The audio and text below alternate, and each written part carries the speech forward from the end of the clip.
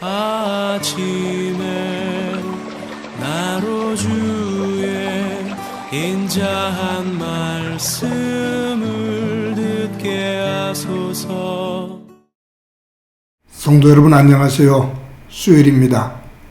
오늘도 하나님의 사랑이 여러분들의 삶의 자리에 가득하기를 간절히 소망합니다. 말씀 한 곡 봅니다. 고린도전서 9장 1절부터 12절까지의 말씀을 봉독해 드립니다. 내가 자유인이 아니냐, 사도가 아니냐, 예수 우리 주를 보지 못하였느냐, 주 안에서 행한 나의 일이 너희가 아니냐. 다른 사람들에게는 내가 사도가 아닐지라도 너희에게는 사도니 나의 사도됨을 주 안에서 인친 것이 너희라. 나를 비판하는 자들에게 변명할 것이 이것이니 우리가 먹고 마실 권리가 없겠느냐. 우리가 다른 사도들과 주의 형제들과 게바와 같이 믿음에 자매된 아내를 데리고 다닐 권리가 없겠느냐. 어찌 나와 바나바만 일하지 아니할 권리가 없겠느냐. 누가 자기 비용으로 군 복무를 하겠느냐. 누가 포도를 심고 그 열매를 먹지 아니겠느냐. 누가 양떼를 기르고 그 양떼의 젖을 먹지 않겠느냐. 내가 사람의 예대로 그것을 말하느냐. 율법도 이것을 말하지 아니하느냐. 모세의 율법에 곡식을 밟아 떠는 소에게 망을 씌우지 말라 기록하였으니 하나님께서 어찌 소들을 위하여 염려하심이냐. 오로지 우리를 위하여 말씀하심이 아니냐. 과연 우리를 위하여 기록된 것이니 밭 가는 자는 소망을 가지고 갈며 곡식 떠는 자는 함께 얻을 소망을 가지고 떠는 것이라. 우리가 너에게 신령한 것을 뿌렸은즉 너희의 육적인 것을 거두기로 과다하겠느냐. 다른 이들도 너희에게 이런 권리를 가졌거든 하물며 우리일까 보냐. 그러나 우리가 이 권리를 쓰지 아니하고 범사에 참는 것은 그리스도의 복음에 아무 장애가 없게 하려 함이로다. 아멘. 미국의 자치령인 푸에르토리코 국립미술관에 가면 그 전면에 벽화가 하나 있다고 하죠. 검은 수의를 입은 노인이 젊은 여자의 젖을 빨고 있는 그러한 그림이 걸려있다 합니다. 그림 자체로 보면 포르노이고 외설적인 그러한 그림입니다. 저도 그 그림을 한번 인터넷으로 찾아서 보았는데 그 자체를 보면 정말로 외설이고 포르노와 같죠. 그런데 그 그림의 의미를 알고 보면 감동이 되어지고 또 거기에 커다란 어떤 가족의 애틋한 사랑 이런 것을 느낄 수가 있습니다. 검은 수의를 입은 그 노인은 아버지라고 그러죠. 흰 속살을 드러내고 그 노인에게 자신의 젖을 물리고 있는 여인은 그의 딸입니다.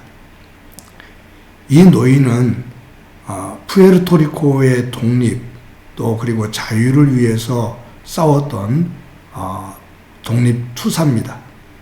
독재자가 그를 잡아서 옥에 가두고 음식 반입을 금지합니다.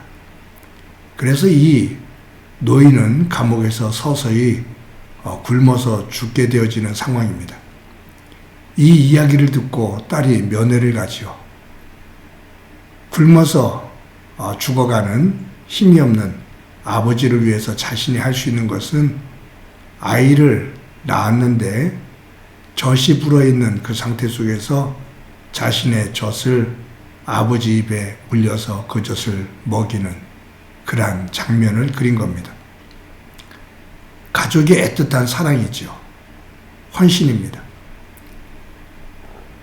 이 그림을 보면서 의미를 모르면 그러한 어떤 역사적인 사건 이런 것들을 모르면 우리는 그 그림을 단지 외설로 그렇게 평가를 하는데 또 그 의미를 알고 나면 그 그림이 감동이 되어지고 또 한 나라의 자존감이 담겨있는 그림이라는 것을 알게 됩니다. 우리가 믿는 예수 그리스도의 십자가의 도, 헬라인에게는 미련한 것으로 보입니다. 유대인에게는 거치는, 즉 장애물처럼 보입니다. 그런데 예수님을 믿는 우리에게 그 십자가의 도는 하나님의 구원의 능력입니다.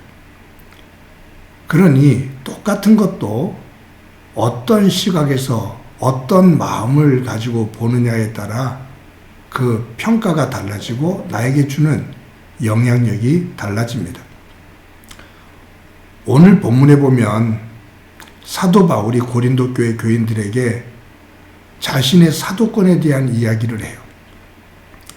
바울 서신을 읽다 보면 항상 주장하는 것이 뭐냐 하면 예수 그리스도로부터 부름을 받은 나 바울은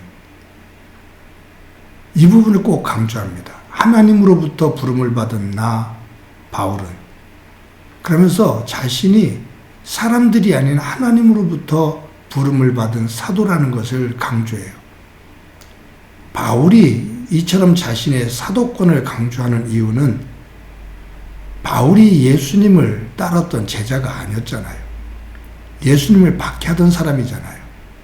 근데 부활의 주님을 믿고 예수님을 따라 그분의 명령에 따라 복음을 증거하는데 바울을 거부하는 사람들이 바울의 사도권을 인정을 하지를 않습니다. 그러다 보니까 가는 때마다 어려움을 겪지요. 그래서 사도 바울은 자신의 사도됨은 사람이 인정해서가 아니라 예수 그리스도의 부르심, 하나님의 부르심에 초점을 두며 자신의 사도권을 주장을 합니다. 고린도 교회도 분란이 생길 때 게바파다, 바울파다, 아볼로파다, 그리스도파다 라고 이 분쟁이 일어났을 때 게바파, 아볼로파, 그리스도파 이런 사람들이 바울의 사도권을 인정을 안 하는 겁니다. 그러다 보니까 바울이 오늘 본문에서 다른 지역의 교회 사람들은 몰라도 고린도 교회 너희들은 내가 사도라는 것, 복음을 증거할 권리가 있다라는 것을 너희들은 부인할 수가 없다. 왜냐하면 내가 고린도 지역에 복음을 증거하고 교회를 세운 시작이 그 사역을 시작한 사람이 나이기 때문이다 라고 말해요. 그러면서 주장하죠. 게바가 그의 아내를 데리고 복음을 증거할 수 있는 권리가 있는 것처럼 그리고 그가 복음을 증거할 때 교회들이 그의 선교하는 모든 활동하는 그 재정을 지원하고 그것을 베드로가 받을 수 있는 권리가 있는 것처럼 나 또한 그러한 권리가 분명히 있다. 그런데 나는 그 권리를 너희들에게 절대로 주장하지를 않았다. 라고 바울이 말을 합니다. 그러면서 여기에서 우리에게 주시는 말씀이 뭐냐 하면 내가 그렇게 함으로써 그리스도의 복음을 증거하는데 조금도 장애가 되지 않기 위함이다. 내가 주장하는 권리가 그리스도의 복음을 증거하는 데 있어 조금이라도 장애가 된다면 나는 그 권리를 주장하지 않겠다. 그 말이죠. 사랑하는 성도 여러분, 고린도 교회 속에서 바울의 이 사도권을 거부하는 사람들, 또 바울의 사도권을 인정하는 사람들, 무엇이 이런 차이를 두게 했을까? 그것은 그 사람이 가지고 있는 생각과 그 사람이 하고자 하는 자기가 원하는 것이 다르기 때문입니다. 자기중심적으로 생각해서 이익이 되면 자기 편의한 대로 판단하고 결정을 하는 그것이 정답인 것처럼 생각하는 것이 우리의 모습이거든요. 오늘 하루를 살 때 조금 더 생각을 깊이 합시다. 그리고 생각을 조금 더 넓게 가집시다. 하나님께서 어떤 것을 원하실까? 무엇이 하나님 나라를 위해서 품어야 될 생각이고 마음인가? 나 중심만이 아니라 하나님 중심의 그러한 생각과 마음을 가지고 하루를 살아. 오늘도 하나님의 나라가 우리 삶 속에 조금이라도 더 이루어지는 은혜가 있기를 간절히 소망합니다. 한번 기도합니다. 하나님 아버지, 오늘도 하루를 살아갈 때 내 생각을 중심으로만이 아니라 하나님 생각을 중심으로 조금 더 넓게, 조금 더 깊게 생각하며 표현하며 우리의 삶의 자리가 하나님의 나라로 변화되어지는 은혜가 있도록 은총 베풀어 주옵소서. 함께해 주시리라 믿고 예수님의 이름으로 기도드립니다. 아멘.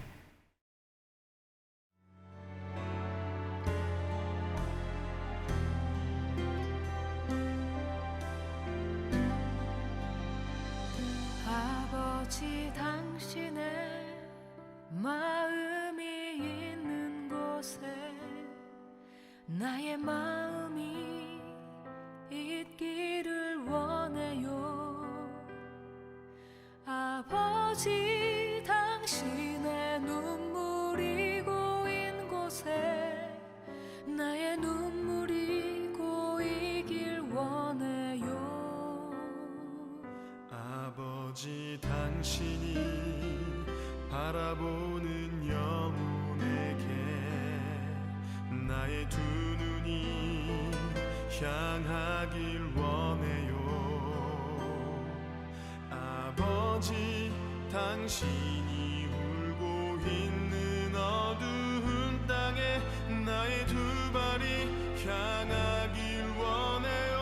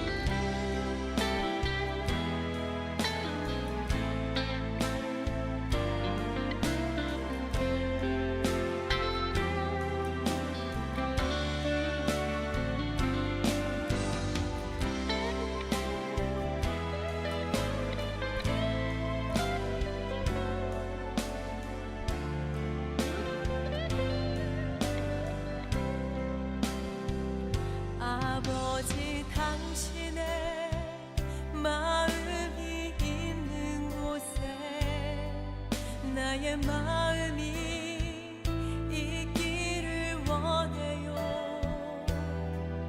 아버지, 당신의 눈물이 고인 곳에 나의 눈물이 고이길 원해요.